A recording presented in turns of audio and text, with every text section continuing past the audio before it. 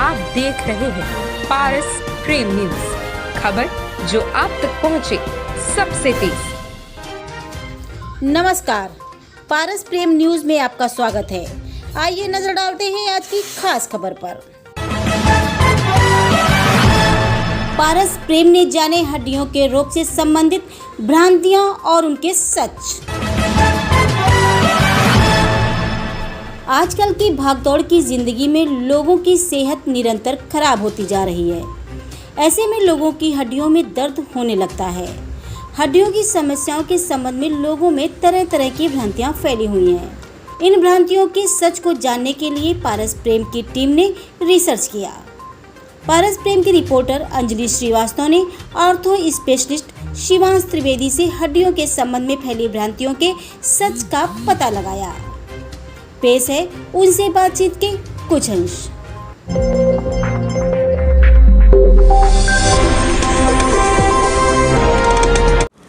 नमस्कार, मैं हूं अंजलि श्रीवास्तव पारस प्रेम न्यूज़ से और आज हम आए हैं शहर के जाने माने हॉस्पिटल वेदांता हॉस्पिटल में, और जहां पर बैठते हैं डॉक्टर गोविंद त्रिवेदी जी, जो खुद एक ऑर्थोपेडिक सर्जन हैं और शहर में बहुत बड़ी हस्ती हैं और एक जाना माना नाम है शहर में। आज हम उन्हीं के बेटे डॉक्टर शिवांश त्रिवेदी जी, जो खुद भी एक ऑर्थोपेडिक सर्जन हैं, उनसे आए हैं बातचीत करने। जैसा कि हम आज की इस भागम भाग ज़िंदगी में लोगों की थाली से हेल्दी डाइट गायब होती जा रही है और उससे रिलेटेड बहुत सारी प्रॉब्लम्स, बहुत सारे इश्यूज़ उनकी ज़िंदगी में आ चुके हैं। उसी में से जो सबसे ज़्यादा इशू है वो है हड्डियों का इशू। हड्डियाँ कमज़ोर हो रही हैं, लोगों के थोड़ी सी चोट लगने पे भी लोगों को फ्रैक्चर्स हो रहे हैं। कुछ लोगों का कहना है कि ये सब डाइट की वजह से हो रहा है। कुछ और भी भ्रांतियाँ हैं जो इस समाज में फैली हुई हैं, और आज इन्हीं भ्रांतियों को दूर करने के लिए पारस प्रेम की टीम आई है वेदांता हॉस्पिटल। हमारे साथ हैं, आइए मिलते हैं डॉक्टर शिवांश त्रिवेदी जी से और उनसे जानते हैं इन भ्रांतियों का सच। डॉक्टर शिवांश त्रिवेदी जी, आपका बहुत बहुत स्वागत है पारस प्रेम न्यूज़ में। नमस्कार, मेरा नाम डॉक्टर शिवांश त्रिवेदी है। मैं यहाँ पे कार्यरत एक ऑर्थोपेडिक सर्जन हूँ। मैं यहाँ से मुझे 2 साल हो गए कानपुर में ऑर्थोपेडिक्स प्रैक्टिस करते हुए, और मैंने काफ़ी चीज़ों को समझा, बहुत चीज़ों को देखा। तो उसको करते करते यहाँ पे मैंने एक नई ब्रांच, जिसे कहते हैं आर्थ्रोस्कोपी, दूरबीन से जोड़ों का इलाज को इंट्रोड्यूस किया, और उससे काफ़ी हम लोग सक्सेसफुल हुए भी हैं। बहुत सारे मरीज़ हमारे दूरबीन से बने हैं और बहुत सारे मरीज़ ठीक हुए भी हैं। तो दूरबीन के इलाज को लेते हुए एक नया फील्ड, जिसे कहते हैं आर्थ्रोस्कोपी, वो भी कानपुर में फुल फ्लेज्ड रूप से आ चुका है। आप वेदांता हॉस्पिटल में बैठते हैं, तो थोड़ा सा हमें, हमारे दर्शकों को वेदांता हॉस्पिटल के बारे में बताइए। कैसे वेदांता हॉस्पिटल आपके कॉन्सेप्ट में आया, किस तरीके से इसका ओरिजिन हुआ? और जैसे कि आप डॉक्टर गोविंद त्रिवेदी जी, जो एक जाने माने ऑर्थोपेडिक सर्जन हैं और शहर में उनका बहुत नाम भी है, तो किस तरीके के चैलेंजेस आए इस हॉस्पिटल को बनाने में? मैम, चैलेंजेस क्या, मैं तो बहुत छोटा था और मैंने हमेशा पिताजी को 24 में से 16 घंटे काम करते ही देखा है। उनको मैं जब से 25 सालों से तो काम करते देख ही रहा हूँ। बहुत ही मेहनती हस्ती हैं, दिन रात काम करना ही उनका है, और ये उसकी हॉस्पिटल उन्हीं का ब्रेन चाइल्ड है। हम लोग ने हड्डी से शुरुआत करी थी, आज हम लोग एक मल्टी स्पेशलिटी हॉस्पिटल तक पहुँचे हैं, जहाँ पे हर तरीके के ट्रॉमा, आप मानेंगे नहीं कितने मेडिकल कॉलेजेस का रिफ़र्ड मरीज़ हमारे पास आता है आज भी। सैफई और कितने कानपुर मेडिकल कॉलेज के जो आज तक ठीक नहीं हुए मरीज़, किंग KGM से ले लीजिए, बल्कि दिल्ली के भी मरीज़ हमारे पास यहाँ ठीक होने आते हैं। इस टाइम ICU में कलकत्ता से आया हुआ मरीज़ लेटा हुआ है। मतलब इस टाइम हम लोग एक बहुत बड़ी बेल्ट को कवर कर रहे हैं, जहाँ के जितना कॉम्प्लेक्स ट्रॉमा है, जो एक बहुत बड़ा चंक है, क्योंकि डॉक्टर साहब का नाम और उससे जुड़ा हुआ है। कॉम्प्लेक्स ट्रॉमा एक बहुत बड़ी फील्ड बन के यहाँ निकली है। यहाँ पे हम लोग का ICU बहुत बड़ा एक ज़बरदस्त बन के मल्टी स्पेशलिटी हॉस्पिटल के साथ निकला है। साथ में जो ऑब्स एंड गायनी की टीम हमारी नई शुरू हुई है, उससे जो हाई रिस्क प्रेगनेंसीज़ हैं और वो सब प्रॉब्लम्स हैं, माहवारी और मतलब दाई से सफाई कराने के बाद जो कॉम्प्लिकेशंस हैं, हम सब ने इतनी खूबसूरती से मरीजों को निकाला है। प्लस आयुष्मान भारत के साथ जो कैशलेस स्कीम्स हम लोग पैनल कर चुके हैं, उससे मुझे लगता है हम लोग काफ़ी अच्छे पेस से चल रहे हैं, और हमारा टारगेट आगे ये भी रहेगा कि मरीज को सस्ती और सबसे बेस्ट सुविधा इस वेदांता हॉस्पिटल में दिया जाए। यही मेरा ज़िंदगी का लक्ष्य रहेगा, और पिताजी तो करते ही हैं मेहनत, बस वही नहीं कि थोड़ा हाथ बटाते बटाते थोड़ा बहुत सब चल जाएगा। तो जैसे आपके पिताजी खुद भी एक जाने मानी हस्ती हैं, तो बचपन डेफिनेटली आपका मेडिकल फील्ड के आसपास ही गुजरा, तो क्या ये इंस्पिरेशन आपको एक ऑर्थोपेडिक सर्जन होने की जो इंस्पिरेशन थी, क्या वो आपको अपने फादर से मिली? हम कह सकते हैं 50% तो बिल्कुल अपने पिताजी से ही मिली, लेकिन उसको सच कराने में मेरी माँ का बहुत बड़ा हाथ है। तो अब यही है कि हाँ, उनको देखे देखे ऑर्थोपेडिक सर्जन बनने की बहुत बड़ी वो उभरी है। तो बस ओके, तो डॉक्टर साहब ये बताइए कि व्हाट इज़ ऑर्थोपेडिक्स? लाइक लोगों के मन में बेसिकली आता है कि अगर कुछ हड्डियों की प्रॉब्लम है तो हमें ऑर्थोपेडिक के पास जाना है, लेकिन कहाँ जाना है? क्या इस फील्ड में भी कुछ स्पेसिफिक लाइक सर्जन्स होते हैं कि जो सिर्फ एक पर्टिकुलर चीज़ों का ही ट्रीटमेंट करेंगे?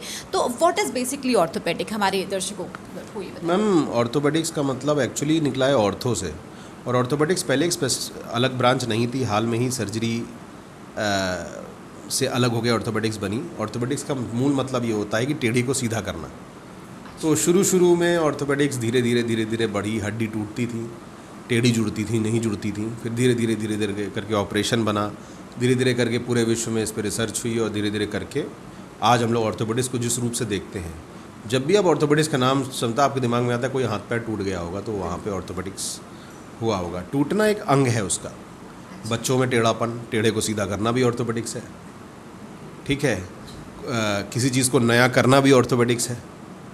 ये सर्जरी से ऐसे अलग है कि हम लोग जो चीज़ ख़राब होती है उसको हटा नहीं देते, जो चीज़ ख़राब होती है उसको सही करते हैं। तो ऑर्थोपेडिक्स बहुत सारी चीज़ों को एक साथ जोड़ता है। टूटे हुए को जोड़ना, टेढ़े को सीधा करना, नहीं बने को बनाना, छोटे को लंबा करना, टेढ़े पैरों को सीधा करना, दूरबीन से जहाँ हाथ नहीं घुस सकता वहाँ दूरबीन से देख लेना, जहाँ कमर टेढ़ी को सीधा करना, बहुत सारी चीज़ें। और ऑर्थोपेडिक्स की बहुत बड़ी ब्रांच है, स्पाइन और आपका रिप्लेसमेंट और आपका पीडियाट्रिक्स, ऐसे मतलब धीरे धीरे लोग आजकल स्पेसिफिक हो रहे हैं। पर अगर मुझे ऐसा लगता है कि अगर आपको किसी फील्ड में पर्टिकुलर में ज़्यादा महारत हासिल है तो आपको उसमें ज़्यादा फोकस्ड प्रैक्टिस करनी चाहिए। बस इतना ही मेरा कहना है। बाकी साइंस बढ़ रही है तो ऑर्थोपेडिक्स भी बढ़ रही है, और सब लोग बहुत अच्छे मेहनत से ऑर्थोपेडिक्स साइंस को बढ़ा रहे हैं। आजकल एक नॉर्मली लोगों में ये चीज़ आ गई है कि जैसे कि हम हेल्दी डाइट्स नहीं लेते हैं, या लोगों में कैल्शियम की कमी होती है बॉडी में, तो इस वजह से ये हड्डियों का प्रॉब्लम हो जाता है। तो क्या आप भी ऐसा मानते हैं कि ये कॉज हो सकता है हड्डियों के इश्यूज़ जो लोग फेस करते हैं? हाँ मैम, पार्शली आप सही भी हैं। डाइट तो बहुत बड़ा इशू है ही, और आजकल डाइट में एसेंशियल न्यूट्रिएंट्स तो हम लोग छोड़ ही रहे हैं। तो डाइट एक इश्यूज़ है, प्लस लाइफस्टाइल मॉडिफिकेशंस हैं, आपकी कितने आप फिट हैं, कितने एक्सरसाइज आप करते हैं, ये भी एक इशू है। बहुत सारे इश्यूज़ हैं मैम, एक्चुअली मैं गिना नहीं सकता। हर एक चीज़ की वजह से आप मानेंगे नहीं, आपके बैठने के ढंग से भी आपको इस टाइम आगे प्रॉब्लम हो सकती है। तो हर एक चीज़, बैठने के ढंग से लेकर सुबह खाने तक, पीने से लेकर रात में सोने तक, किस करवट कैसे लेटना, सब में ऑर्थोपेडिक्स है। और आदमी को कहीं ना कहीं दिक्कत की वजह से, कहीं ना कहीं उसकी वजह से उसको तकलीफ़ें हो रही हैं। बात इतनी सी। जब किसी को फ्रैक्चर हो जाता है किसी भी अंग में, जैसे कि हाथ में हो गया, पैर में हो गया, तो बेसिकली ये माना जाता है कि वो आपकी जो हड्डी है वो हमेशा के लिए बेकार हो गई। डेफिनेटली वो फ्रैक्चर के बाद सब जो ट्रीटमेंट होता है, प्लास्टर लगने के बाद वो जुड़ जाती है, लेकिन ऐसा माना जाता है कि जो वो एक नेचुरल वे में हड्डी जुड़ती है और एक आर्टिफिशियल तरीके से उसको जोड़ा जाता है, तो वो अंग हमेशा के लिए बेकार हो जाता है, या उतने में वो मजबूती नहीं रहती है। तो ये जो मिथ है, इससे कहाँ तक आप सहमत हैं? मैम, सहमत नहीं हूँ। अब तो साइंस बहुत आगे बढ़ गई है। सही हाथों में सही ढंग से सही चीज़ डाल के अगर कोई चीज़ करी जाए तो पहले ज़्यादा मजबूत होती है वो हड्डी। ये मैं आपको बताना चाहूँगा, बहुत मजबूत होती है, बहुत पहले जैसा होता है। मैं से बहुत मरीज पापा डॉक्टर गोविंद त्रिवेदी ने ठीक किए हैं, जो कभी जुड़े ही नहीं थे, कई सालों से ऐसी हड्डी लेके घूम रहे थे, लेकिन फाइनली वो जुड़ के ठीक हो गए। तो इसका मतलब ये है कि हड्डियाँ बहुत मजबूत जुड़ती हैं। सही ढंग से सही चीज़ का इस्तेमाल करके सही रिज़ल्ट देना हर किसी में नहीं होता, और शायद यही वजह है कि कहीं ना कहीं आजकल ऑर्थोपेडिक्स एक डर का भी सवाल निकाल रहा है। लोगों में आजकल ऑर्थराइटिस की समस्या बहुत ज़्यादा बढ़ रही है, तो क्या ऑर्थराइटिस भी आपके ही फील्ड से जुड़ा हुआ है? जी मैम, बेशक आर्थराइटिस हमारे फील्ड से जुड़ा हुआ है। रिमेटोलॉजी जो एक मेडिसिन का भी ब्रांच कहा जाता है, पर ऑर्थोपेडिशियंस के पास ये मरीज़ ज़्यादा आते हैं।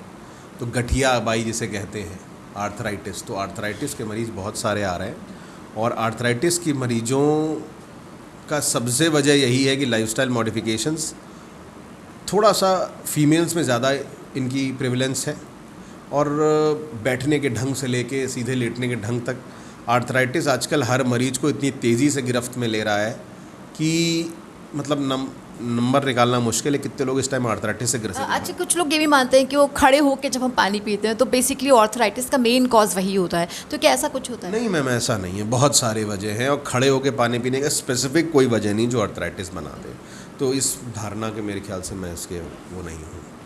तो बेसिकली ऐसा ह्यूमन बॉडी में ऐसा क्या कॉजेज़ हो सकते हैं जिनकी वजह से आर्थराइटिस हो जाता है? जैसे कि अभी आपने कहा कि महिलाओं में ये समस्या ख़ास तौर पर होती है, तो किस क्या रीजंस हो सकते हैं उसमें? महिलाओं में थोड़ा ज़्यादा इसलिए पाई जाती है, पहली चीज़ तो इंडियन टॉयलेट में बैठना वो एक बहुत बड़ी वजह है।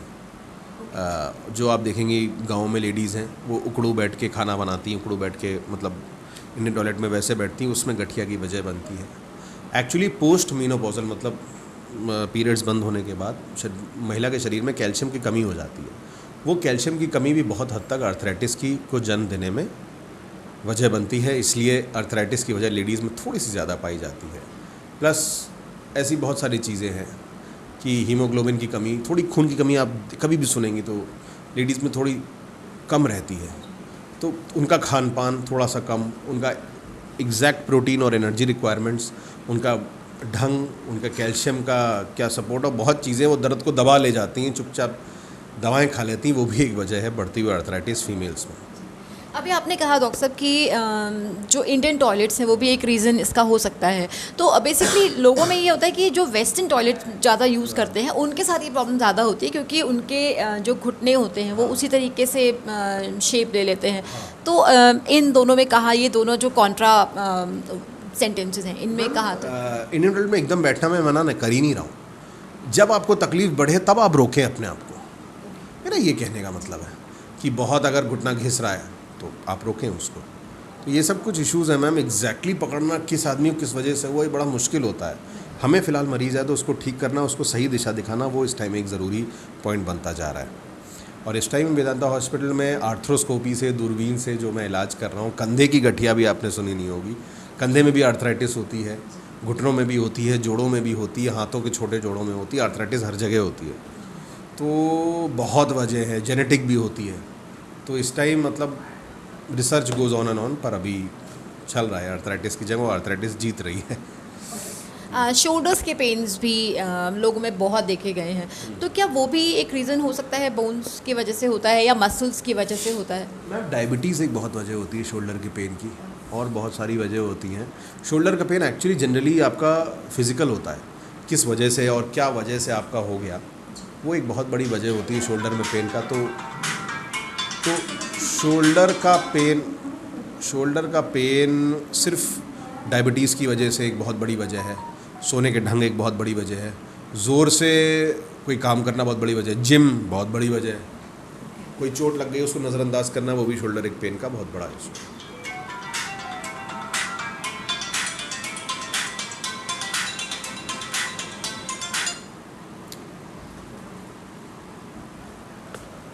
डॉक्टर साहब, एक क्वेश्चन आपसे ये है मेरा कि जब इंजरीज़ हो जाती हैं तो बेसिकली बोन्स की स्पेशली जब इंजरीज़ होती हैं तो उसमें लोग आइस पैक्स यूज़ करते हैं। जैसे पहले सिकाई का एक कॉन्सेप्ट था कि सिकाई करना है तो पहले गर्म चीज़ों से सिकाई होती थी, उसके बाद एक कॉन्सेप्ट आया कि गर्म चीज़ों से नहीं, अब ठंडे आइस पैक यूज़ होंगे, तो ये दोनों जो चीज़ें हैं ये कहाँ तक इन इंजरीज़ को रोक? आज भी सूजन में आइस पैक उतना कारगर होता है जितना गर्म पानी होता है। शुरुआत में आइस जनरली लगाया जाता है, उससे सूजन काफ़ी कम आती है, उसके बाद उसको गर्म पानी से सिकाई करी जाती है।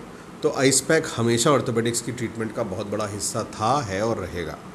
तो आइस पैक को हर जगह नहीं लगाना है, लेकिन बहुत ज़्यादा सूजन में, घुटनों की सूजन में, मुंह की चोट में, कहीं भी सूजन में बर्फ़ की सिकाई से बहुत आराम मिलता है। डॉक्टर, बच्चे जो आजकल एक आम समस्या देखी गई है कि छोटे छोटे बच्चे जब वो जन्म होता है उनका तो उनके पैर थोड़े टेढ़े होते हैं ना, तो उसका भी क्या कोई ट्रीटमेंट होता है इस तरीके का? हाँ मैम, उसे CTE भी कहते हैं, कॉन्जेनाइटल टेलिपो इक्वाइनोवायरस डिफॉर्मिटी। वो मोस्ट कॉमन है, बल्कि वजह पैर टेढ़ों की तो बहुत सारी है। तो आजकल जो मोस्ट कॉमन CTE भी कहते हैं, उन पैरों को हम लोग बहुत शानदार ढंग से ठीक करते हैं। डॉक्टर साहब पिछले 25 सालों में सिर्फ कानपुर में बल्कि यूपी रीजन में सिर्फ वही एक हैं जो पैरों के इतने शानदार ऑपरेशन करते हैं और टेढ़े पैरों को जन्मजात को सीधा करते हैं ऑपरेशन करके। प्लास्टर से भी सीधा होता है लेकिन वैसे भी काफ़ी सीधा हो जाता है। बैठने के या खड़े होने के पोस्चर्स जो होते हैं वो किस हद तक कारगर हैं इन समस्याओं से बचने के लिए? मैम 200% कारगर हैं। आप कैसे बैठती हैं, कितना ज़रूरी नहीं है पूरा सीधे बैठना है, थोड़ा पीछे होके बैठना है, आगे झुक के नहीं बैठना है। तो ये सब बहुत सारे ऐसे रीजंस हैं जिसमें ये सब प्रॉब्लम्स हो जाती हैं। कोई ऐसी मेडिसिन है डॉक्टर साहब? बता दिया बता दिया जो है ना लोगों को जाए तो इधर कहाँ काम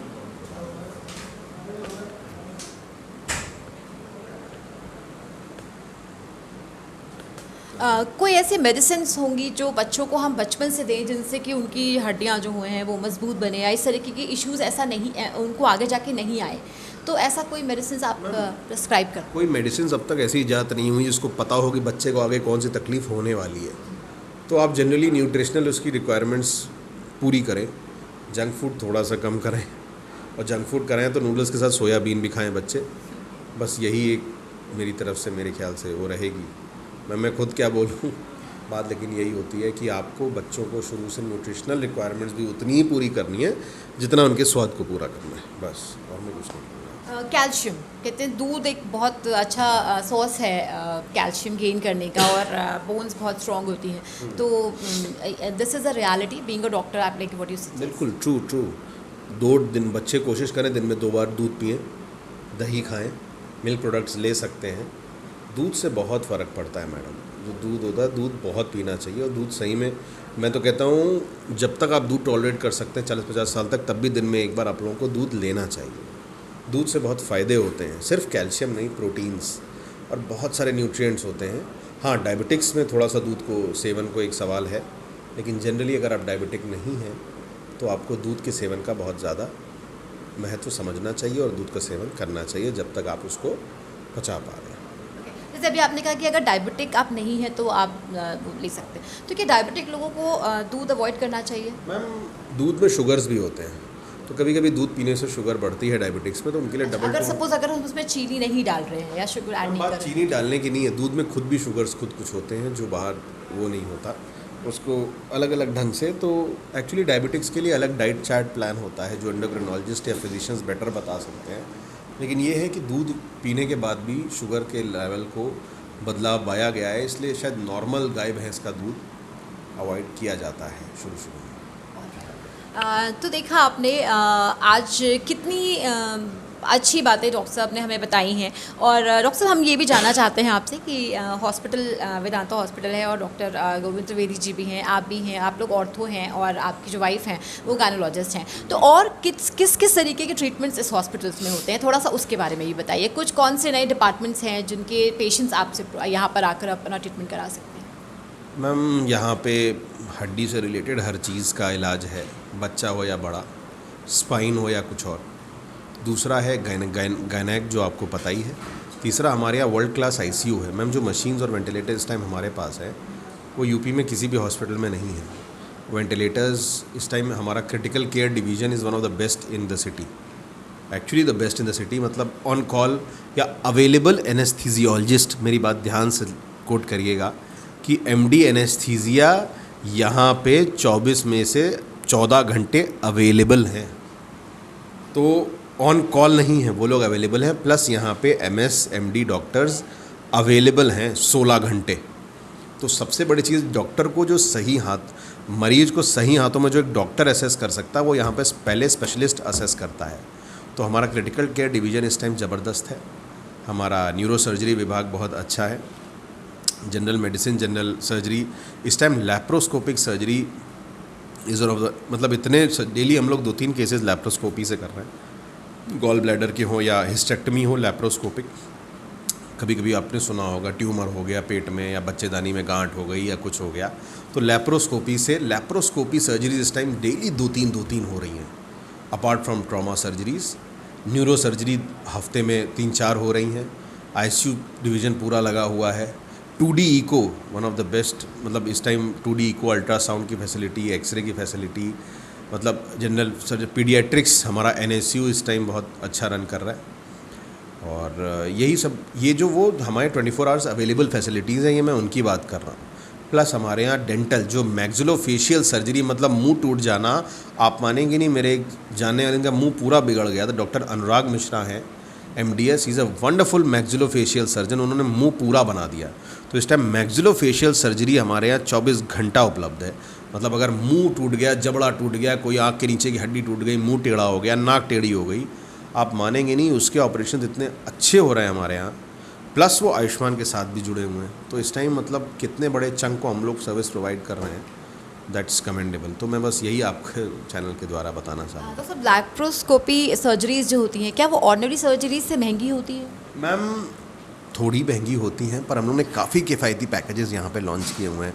मतलब गॉल ब्लैडर सर्जरीज 22,000 में पूरा सब कुछ हो जाएगा, जिसमें रिपोर्ट्स और अल्ट्रासाउंड मरीज को अपने लाने होंगे। लैप्रोस्कोपी हिस्टेक्टमी जो बहुत महंगी होती है कानपुर में, वो मात्र 30,000 रुपये में यहाँ पे हो रही है। मतलब आप सोचिए मैम, अगर आप कहीं भी जाए, दिल्ली में तो ये 1.5 लाख की सर्जरीज़ हैं 30,000 में। प्लस आर्थ्रोस्कोपी जो मैं कर रहा हूँ, जिस रेट पे मैं यहाँ कर रहा हूँ मैम, यहाँ पे कानपुर में क्या, दिल्ली में भी कोई भी उस रेट पे नहीं करेगा। तो अफोर्डेबल, क्योंकि कानपुर की जेंट्री थोड़ी सी मिडिल क्लास है, तो उस जेंट्री के लिए जो अफोर्डेबल और बेस्ट ट्रीटमेंट है, वो वेदांता हॉस्पिटल का लक्ष्य हमेशा से रहा है और हमेशा रहेगा।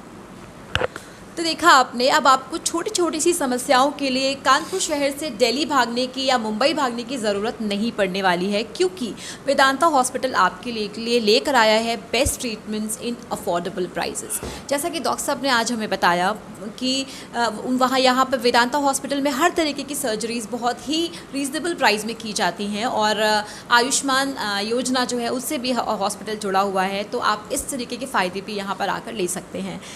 Thank you so much doctor, आपका इतना प्रेशियस टाइम हमारे लिए देने के लिए, और इतनी नॉलेज जो आज आपने हमारे दर्शकों को दी है, उसके लिए भी आपका बहुत बहुत धन्यवाद। हमारे दर्शकों को कोई मैसेज देना चाहेंगे?